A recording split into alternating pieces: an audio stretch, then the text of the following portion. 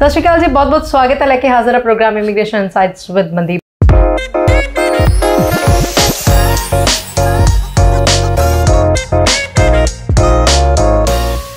पास चतौनी है तो सारे चढ़दी कला च होंगे। इन्फॉर्मेशन फिर आज विदेश जान लेके गलबात करनी और एक बार फिर तो मेरे नाल जुड़े ने बस ओवरसीज सो मिस्टर प्रदीप जी, बहुत बहुत स्वागत। सत श्री अकाल जी, थैंक यू। सत श्री अकाल जी। सो एक बार फिर तो आज यूके की गल करांगे। यूके नूं लेके प्रदीप जी बहुत ज़्यादा एडवरटाइजमेंट हैगी है। सब तो पहला सवाल यही है कि की एडवरटाइजमेंट जिन्नी चल रही सी उन्ना रिजल्ट भी पॉजिटिव आउंदा रहा है, आने वाला टाइम भी सेम ऐसा ही रहने वाला है, इदां ही यूके तो धड़ाधड़ वीजे देगा? देखो, यूके एक ऐसा कंट्री है जिसमें बहुत हाई पोटेंशियल है, बहुत चांसेस हैं, लेकिन प्रॉब्लम इज दैट कि पास्ट में जो देखा गया है बहुत सारे ऐसे अनस्किल्ड पर्सन वहाँ पहुँच गए हैं। और जैसे कि विदाउट आइल्स, ठीक है, अब विदाउट आइल्स जो बच्चा गया वहाँ कम्युनिकेशन स्किल्स उसकी स्ट्रॉन्ग थी नहीं, राइटिंग स्किल्स स्ट्रॉन्ग थी नहीं, बच्चे वो अंडरग्राउंड हो गए, ठीक है। या फिर जो मैरिड केस हैं वो अपने डिपेंडेंट को साथ लेके जाते हैं, ठीक है, और वो स्किल्ड पर्सन नहीं है। इवन हाई कमीशन या इस कंट्री का टारगेट है कि इनको मोर देन 10 लाख पर्सन चाहिए 2030 तक। लेकिन देखा जाए पिछले कोविड के टाइम से ही इतना फास्ट यूके चल रहा है कि ये टारगेट तो बहुत जल्दी अचीव हो जाएगा। तो अब गवर्नमेंट भी बड़ी चेंज हुई, आपको पता है कि पिछले कुछ दिनों में तीसरा प्राइम मिनिस्टर बना है, ठीक है। तो यूके चलेगा, हमेशा चलेगा, लेकिन इस चीज का ध्यान रखना कि they need the genuine student, they need the skilled person, they need those person who can add the value of their on their economy, ठीक है। ऐसे बच्चे चाहिए ऐसे जो वहां पढ़े और अच्छे तरीके से, क्योंकि वो ग्रेजुएट रूट में वर्क वीजा भी दे रहे हैं। क्यों कहते हैं कि स्किल्ड पर्सन हमारे कंट्री में पढ़े, क्योंकि टॉप रैंक यूनिवर्सिटी है, वो कहते हैं आओ पढ़ो, उसके बाद ग्रेजुएट रूट में वर्क वीजा लो, और पाथवे है पीआर का भी, लेकिन सिर्फ उनके लिए जो वास्तव में उस कंट्री की इकोनॉमी में कंट्रीब्यूशन दें। लेकिन हमारे नॉर्थ इंडिया में प्रॉब्लम क्या है कि यहाँ से बच्चा एक सेमेस्टर की फीस, ठीक है, या 3 महीने की फीस पे करके जाना चाहता है, ठीक है, या विदाउट आइल्स जाना चाहता है, ठीक है। अच्छा, दूसरा, अगर फीस भी पूरी भी पे कर दी तो उसको ये परेशानी है और ये उस पर प्रेशर है कि भाई जो फीस उसने पे की, जो खर्चा किया, ठीक है, वो आके अपनी फैमिली को वापस भी देना है। दूसरा, यहाँ पैकेज सिस्टम चल रहा है, जहाँ खर्चा आना है एक्स अमाउंट, उसको डबल एक्स देके जा रहे हैं बच्चे। तो अब ऐसा बच्चा पढ़ेगा कैसे? लोड तो खुद बच्चे के ऊपर पै रहा है ना। देखिए, यूके या अदर कंट्री, चलो स्पेशली सो यूके को लेके है, लेकिन मैं सारे कंट्री करता हूँ। हर एक कंट्री चाहता है कि भाई इंडिया से जो बच्चा आए वो जेन्युइन बच्चा आए और वो वहां के पढ़े, उस कंट्री की इकोनॉमी में कुछ ना कुछ कंट्रीब्यूशन दे, ठीक है। तो मेरी रिक्वेस्ट है, देखिए आप पढ़ने जा रहे हैं, आप बाहर जा रहे हैं, स्टडी परमिट आपका अप्रूव हो रहा है, आप वीजा नाम सोच के मत जाइए, आप स्टडी सोच के जाइए। अरे आप पढ़ेंगे तो आपको व्हाइट कॉलर जॉब मिलेगी, अगर आप पढ़ेंगे नहीं तो करियर कैसे बनेगा?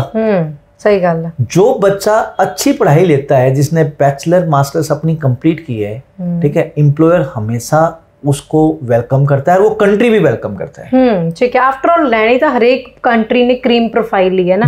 ਆਪਾਂ ਇੱਥੇ ਨਾਰਮਲ ਆਪਣੇ ਇੰਡੀਆ ਦੀ ਵੀ ਗੱਲ ਕਰ ਲਈ, ਕਿਸੇ ਵੀ ਕਾਲਜ 'ਚ ਆਪਾਂ ਐਡਮਿਸ਼ਨ ਲੈਣਾ ਤਾਂ ਉੱਥੇ ਵੀ ਮੈਰਿਟ ਲਿਸਟ ਵਾਲੇ ਬੱਚਿਆਂ ਨੂੰ ਮੌਕਾ ਮਿਲਦਾ ਹੈ। ਤਾਂ ਕਿਤੇ ਨਾ ਕਿਤੇ ਆਪਣੀ ਪ੍ਰੋਫਾਈਲ ਜੇਕਰ ਤੁਹਾਡੀ ਚੰਗੀ ਹੈ ਤਾਂ ਤੁਸੀਂ ਕੋਈ ਵਧੀਆ ਕੰਟਰੀ ਨੂੰ ਚੂਜ਼ ਕਰ ਸਕਦੇ ਹੋ। ਬਾਕੀ ਕੋਈ ਵੀ ਇਨਫੋਰਮੇਸ਼ਨ ਲੈਣਾ ਚਾਹੁੰਦੇ ਹੋ ਤਾਂ ਸਾਡੇ ਨਾਲ ਤੁਸੀਂ ਜੁੜ ਸਕਦੇ ਹੋ। ਸਿਨੈਰੀਓ यूके ਦਾ ऑलमोस्ट 100% सक्सैस रेट वही चल रहा है, और किन्हों तुसी कहोगे कि अप्लाई कर लो, यूके वीज़ा मिलेगा उन्होंने बच्चों ने?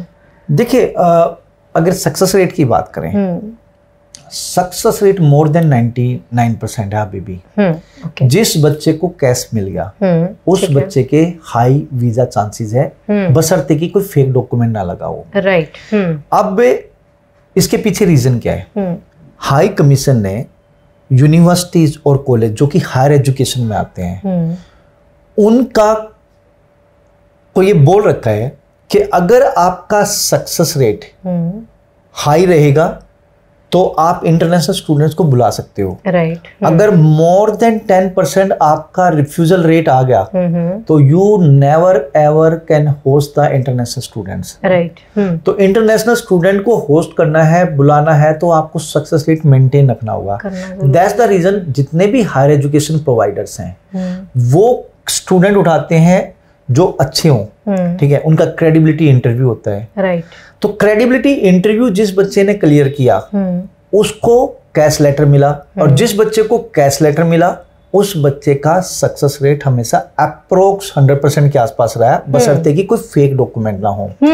यहाँ पे इनरोलमेंट होना बहुत बड़ी बात नहीं है, लेकिन इनरोलमेंट में से बच्चे छनके जाते हैं आगे। इनरोलमेंट हुए, मान लो आपके पास 100 में से 50 बच्चा ही आगे पहुंच पाएगा, लेकिन जिसको कैश मिल गया उसका वीजा आज की डेट में उसका स्टडी परमिट अप्रूवल के हाई चांसेस हैं। ओके। अब होता क्या है कि हर एक बच्चा उठ के आता है, काश मतलब वीजा दी श्योरिटी नहीं है। नहीं, देखिए कैश लेटर जैसे confirmation of acceptance of studies बोलते हैं इसको, कैश लेटर एक फाइनल डॉक्यूमेंट होता है। फाइनल डॉक्यूमेंट होता है एम्बेसी में अपना स्टडी परमिट अप्रूव करने के लिए, फाइल लॉन्च करने के लिए। जैसे यूएस में इसको I-20 बोलते हैं, कनाडा में LOA बोलते हैं, या फिर रिसिप्ट बोलते हैं, जी। यहाँ इसको कैश बोलते हैं, CAS। अगर अगर उसकी बात करें आपको ऑस्ट्रेलिया की, तो इसको COE बोलते हैं, कंफर्मेशन ऑफ इनरोलमेंट। मतलब डॉक्यूमेंट, मतलब आपकी फाइल जमा होने, मतलब अपनी फीस जमा होने के बाद जो रिसिप्ट आती है दैट इज कैश लेटर। सारे डॉक्यूमेंट असेस करने के बाद, all academic, work experience, passport, English language ability test जो भी है, प्लस फंड्स, मेडिकल, ये सब यूनिवर्सिटी चेक करती है। उसके बाद एक फाइनल डॉक्यूमेंट इशू करती है, दैट इज कैश लेटर। ठीक है। कैश लेटर आने के बाद बच्चे की फाइल लगती है, एंड देन हाई चांसेस होते हैं बच्चे का वीजा। यूके ਦੀ ਪ੍ਰਮੋਸ਼ਨ ਦਾ ਇੱਕ ਹੋਰ ਰੀਜ਼ਨ ਵੀ ਹੈ, ਉਹ ਹੈਗਾ ਸਪਾਊਸ ਕੇਸ ਨੂੰ ਲੈ ਕੇ। ਹੁਣ ਇੱਥੇ ਵੀ ਦੋ ਚੀਜ਼ਾਂ ਆ ਜਾਂਦੀਆਂ। ਬਹੁਤ ਸਾਰੇ ਕੰਸਲਟੈਂਟ ਹੈ ਜਿਹੜੇ ਕਹਿੰਦੇ ਤੁਸੀਂ ਨਾਲ ਅਪਲਾਈ ਕਰੋ, ਉੱਥੇ ਕੀ ਐਸੇ ਕੰਸਲਟੈਂਟ ਵੀ ਉਹ ਕਹਿ ਰਹੇ ਹੈ ਕਿ ਤੁਸੀਂ ਮੇਨ ਐਪਲੀਕੈਂਟ ਦਾ ਵੀਜ਼ਾ ਲੈ ਲਓ, ਉਸ ਤੋਂ ਬਾਅਦ ਜਾ ਕੇ ਕੁਝ ਸਮਾਂ ਬਾਅਦ ਆਪਣੇ ਪਾਰਟਨਰ ਨੂੰ ਬੁਲਾ ਲਓ। ਚੀਜ਼ਾਂ 'ਚ ਫਰਕ ਕੀ ਹੈ, ਡਿਫਰੈਂਸ਼ੀਏਟ ਕਿਉਂ ਕੀਤਾ ਜਾ ਰਿਹਾ ਹੈ? ਉੱਥੇ ਵੀ ਕੋਈ ਸਕਿੱਲਡ ਦੀ ਪ੍ਰੋਬਲਮ है, एजुकेशन ਦੀ प्रॉब्लम है, मैरिज पुरानी ਦੀ प्रॉब्लम है, या कुछ और कहानी है? देखिए क्वेश्चन काफी आपने एक साथ इकट्ठे कर दिए। पहली बात, मैं हर एक बच्चे को बोलता हूं कि आप साथ अप्लाई करें, अपने स्पाउस को साथ लेके जाएं। अगर आप मैरिड हैं तो जितने भी आपके डिपेंडेंट हैं, मतलब आपका हस्बैंड या आपकी वाइफ, जो भी है, मेन एप्लीकेंट के अलावा जो भी, चाहे हस्बैंड होगा या वाइफ होगा, डिपेंडेंट जो स्पाउस जिसको बोलते हैं, और अगर आपके बेबी भी हैं, सोनू मोनू, तो उनको साथ लेके जाओ।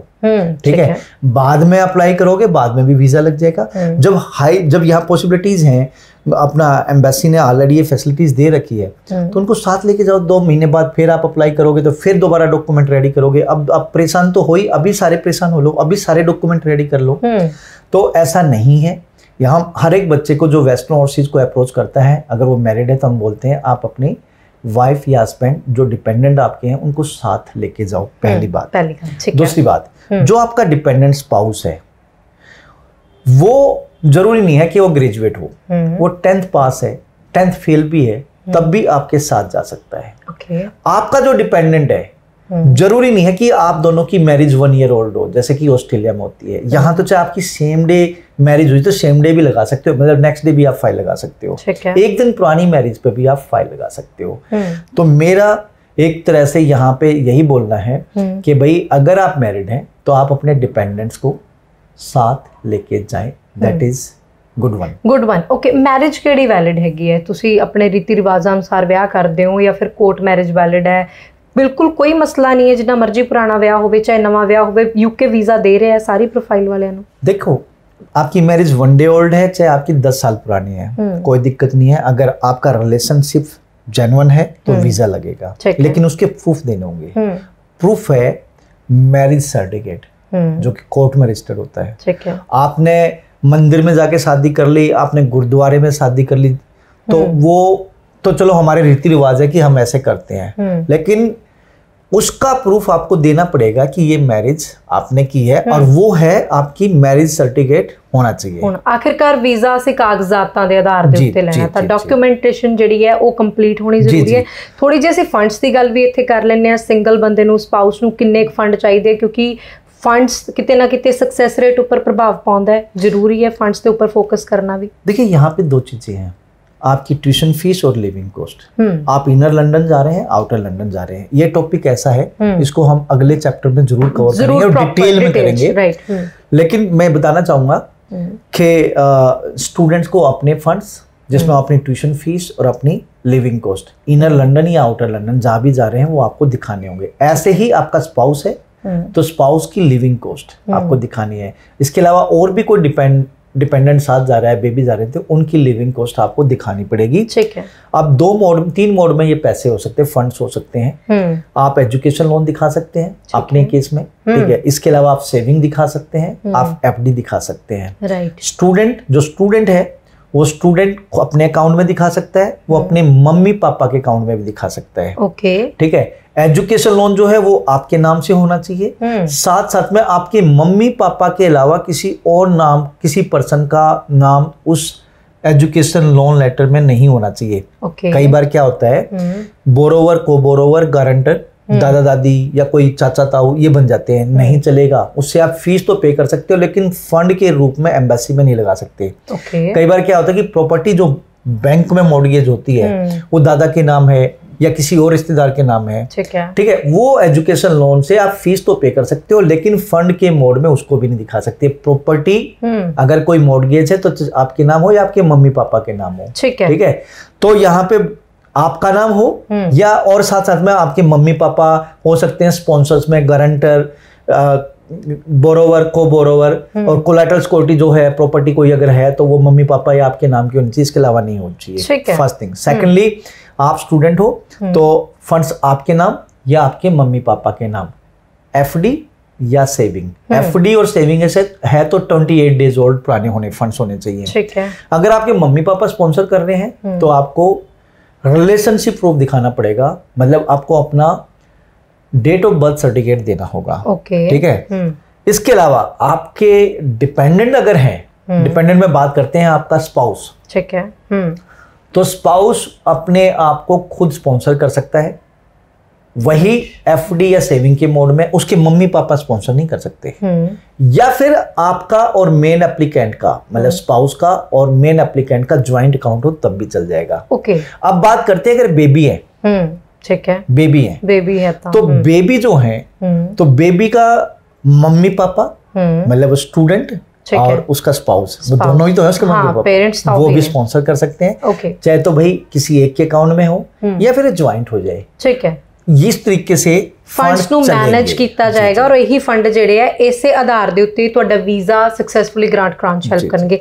ਇਨਟੇਕ ਬਾਰੇ ਗੱਲ ਕਰ ਲੈਂਦੇ ਆ, ਫਿਰ ਅਸੀਂ ਦਰਸ਼ਕਾਂ ਤੋਂ ਇਜਾਜ਼ਤ ਲੈਂਦੇ ਆ। ਸਾਡੇ ਕੋਲ ਕਿਹੜਾ ਇਨਟੇਕ ਅਵੇਲੇਬਲ ਹੈ, प्रोसेसिंग टाइम पे भी जरूर नजर पा लीजिए। देखिए जैन इनटेक मोस्टली जा चुका है, अब we are working for the May और मई के बाद we will start the work for September 2023। अभी हम मई के लिए काम कर रहे हैं। हाँ, दूसरा जैन के लिए फाइलें कंटिन्यू लॉन्च हो रही हैं, ठीक है। जैन के लिए कैश लेटर इश्यूज हो रही हैं। जैन के लिए कैश लेटर को लेके सारे डॉक्यूमेंटेशन हम यूनिवर्सिटीज को प्रोवाइड कर रहे हैं, ठीक है। और कुछ बच्चों के इंटरव्यूज भी चल रहे हैं। लेकिन कोई फ्रेश स्टूडेंट जैन इनटेक के लिए आएगा तो हम उसको डेफर करेंगे मई पे, क्योंकि ऑलरेडी सीटें मेजोरिटी ऑफ द यूनिवर्सिटीज की कंप्लीट हो चुकी है ना, ठीक है, ओके। और बात करें, एक बड़ा लेंदी प्रोसेस है ऑफर लेटर, क्योंकि आज की डेट में युग के पीक पे है, ठीक है। ऑफर लेटर 2 दिन में भी आ सकता है, महीना भी लग सकता है, ठीक है। इसके बाद आपका क्रेडिबिलिटी, आप फी पे करोगे तो आपका उसके बाद आपका क्रेडिबिलिटी इंटरव्यू है,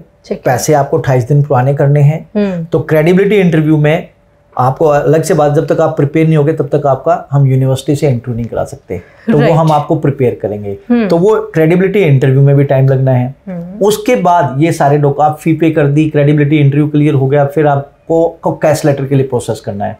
कैश लेटर आने में भी 1 हफ्ते से लेके 15-20 दिन भी लग सकते हैं। जब सारे डॉक्यूमेंट आ गए देन हम फाइल लॉन्च करेंगे। इसके बाद अगर आप नॉर्मल प्रोसेस में चल रहे हैं तो 15 दिन, ठीक है। और 15 दिन कहने के हैं, अब 10 दिन में भी वीजा आ जाए और 20 दिन भी लग जाए। इसके बाद प्रायोरिटी, सुपर प्रायोरिटी और प्रायोरिटी भी है, ठीक है। तो प्रायोरिटी में आपका 1 वीक, अब 1 वीक भी लग सकता है और 10 दिन भी लग सकते हैं। और सुपर प्रायोरिटी में जैसे 2 डेज है, तो वो 2 डेज में भी आ सकता है, हफ्ता भी हो सकता है। हफ्ता भी हो सकता है, ठीक है, okay. Thank you Pradeep ji नाल जुड़न दे लई और सवालों के जवाब देने बहुत बहुत धन्यवाद जी। सत श्री अकाल। सो उम्मीद जताने हैं कि जी इन्फॉर्मेशन है तुहाडे लई बहुत ज़्यादा जरूरी होएगी। बाकी तुसीं कोई भी इन्फॉर्मेशन लेना चाहते हो तो स्क्रीन के हेठां नंबर साझे कर रहे हैं। बाकी पंजाब ते नाल लगदे होर जिहड़ियां शहर ने उत्थे भी वेस्टर्न ओवरसीज़ दी ब्रांचेस ने, तुहानूं जिहड़ी भी ब्रांच नेड़े पैंदी है तुसीं विजिट कर सकते हो। किसी भी मुल्क अप्लाई करना एक बारी तुसीं सलाह जरूर लो, क्योंकि एक जिहड़ी चंगी सलाह है वो तुहानूं तुहाडा फ्यूचर सिक्योर करने दे विच हेल्प कर सकदी है। फिर तो हाज़र होवांगे, रखो ध्यान, धन्यवाद जी, सत श्री अकाल।